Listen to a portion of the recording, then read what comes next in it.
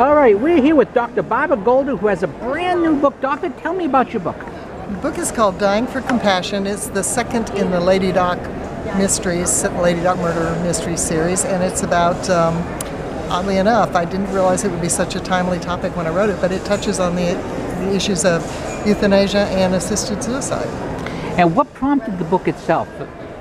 I came up with the idea for the series because I wanted to be able to show Catholic people as Catholic people actually live, which is earnestly but sometimes imperfectly, trying to live out their faith in the kinds of things that people encounter. And these days, there's no end of important issues that are happening just in everyday life. This happens to be one of them. Now, you talk about the Lady Doc series.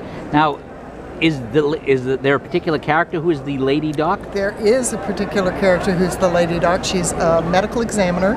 She has suffered the loss of her own husband through murder, which is the subject of the first book, and her struggle to go from revenge through justice to mercy.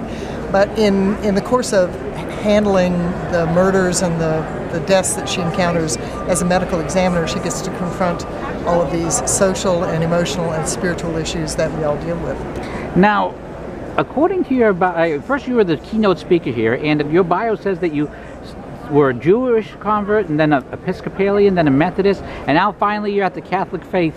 What brought you to what brought you finally to the Catholic faith? That's a long faith journey, point to point.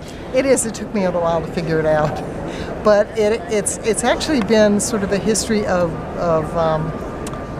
sort of a wooing by Christ into His church. I started out life as a Methodist. My family were Methodist, but they weren't particularly enthusiastic Methodists. We were like Christmas and Easter people. Although faith informed their everyday life. When I got through college and I sort of lost faith, like a lot of college students do, I thought I needed to go back and sort of start at the beginning. So I did, and that's how I studied and entered in the Jewish faith, which actually was probably the first step in becoming Catholic, because I learned how life reflects faith in a different way.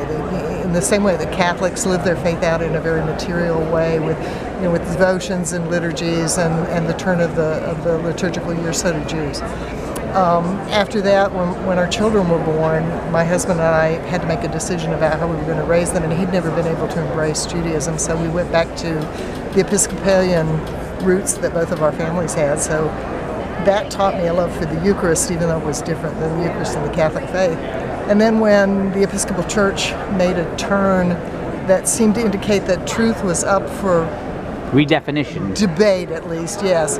I realized you don't define truth, you find it, and that sent me on a journey looking for authority and truth. And what I found was love in the Eucharist, and after that, I didn't look back. You obviously didn't look back, because you're currently the director of adult faith formation at from evangelization at the Minor Basilica of St. Peter's and Paul in Chattanooga, and you were one of the keynote speakers yesterday, if I'm not mistaken. I was. It was a great honor to be able to be here with the Catholic Writers Guild. They've been a wonderful resource for me as a writer. And what was the topic of your keynote speech? I talked about the Catholic imagination. Catholics have this intuitive sense of their place in the universe, of their place in creation, because of the sacramental and incarnational way we worship and think about faith.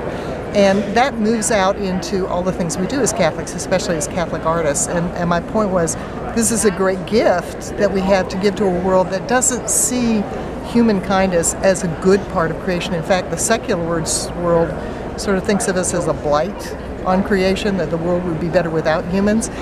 And Catholics have a wonderful message to say, you're part of creation, you're an important, beloved, unique, precious, unrepeatable part. And I think that's a message the world needs to hear. So my talk was about how to do that. Yeah, it's a contradiction from that lyric from the song, loves the world except for all the people. The Catholic Church is exactly the opposite. So where can we find your work and your writing? You can find me at ladydoclawyer.com. That's my blog and website. You can order the books through there. They're also available through Full Quiver Press, which is my very wonderful publisher.